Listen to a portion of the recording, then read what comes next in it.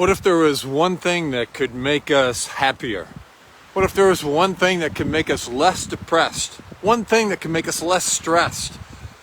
What's one thing that could make us more satisfied with our lives and with our relationships? What's one thing that could give us higher levels of control or self-control over what happens to us, for our personal growth, for our purpose in life, for self-acceptance? What's one thing that can give us more positive ways of coping with difficulties in our life? What's one thing that can help us to be less negative and have better coping strategies and be less likely to avoid problems even and deny that there is one? What is one thing that could even help us to sleep better? The one thing is gratitude.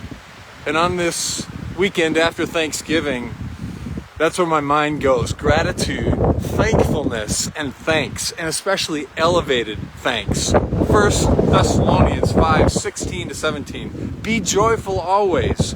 Pray continually. Give thanks in all circumstances, for this is God's will for you in Christ Jesus. How can I be joyful always? How in the world can I do that? How in the world can I pray continually? Well, I'd like to offer that it's when we give thanks, always, in all ways, not for all things, but in all things, always finding something to be thankful for. So, we make our list, don't we? We have our health, money in the bank, friends, pets, cars. We're thankful for all of that. Indoor plumbing, sliced bread, you name it. We're thankful for it. The sunrise, the taste of coffee or the taste of chai. And we focus on all these things we're grateful for, but you know what? They're all material.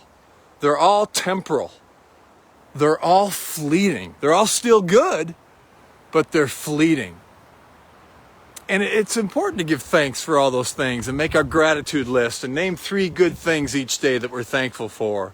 And as Frederick Buechner says, all moments are key moments and life itself is grace. But, what if we ramped it up and elevated our thankfulness by concentration on the eternal and the spiritual and live in that reality? If we give thanks for all that other material, temporal, fleeting stuff, what if we gave thanks for the spiritual and eternal? Couldn't that ramp up and elevate our thankfulness and gratitude and joy even more? I think so. So to be thankful for God and who God is, to be thankful for who we are in Christ, to be thankful that we have more value in God's eyes than we often give value to ourselves in our own eyes, to give thanks for others, to give thanks for every living thing, to give thanks that God's love, as Psalm 136 says, endures forever. To give thanks that in Christ there will always be a happy ending. To give thanks that Jesus understands that He cares and is with us. And on this first Sunday in Advent, we start preparing for that, finding Jesus everywhere in our lives, knowing that God never abandons us, that love will forever remain shining on us forever. For God's plan, that God's always there, for love and forgiveness expressed and received to others and from others, for God's guidance day and night, for spiritual progress we're making on our spiritual journey, for knowing that He will bring us home in the end. You see, the good life sometimes, the good life and the God life. The good life, all the things we have in this material world, yeah, that is sometimes true, and not for everybody, huh? But the God life is always true for everybody. That which is always true. So how much more benefit when we elevate what we are grateful for? So, I don't know, as I end this, sometimes we worry about Christians, we worry about becoming holy or being holy. And we're not as holy as we could be or as we should be.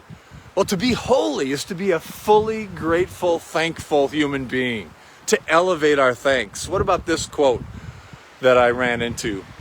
Gratitude is the simplest form of holiness. Oh, what if that was true?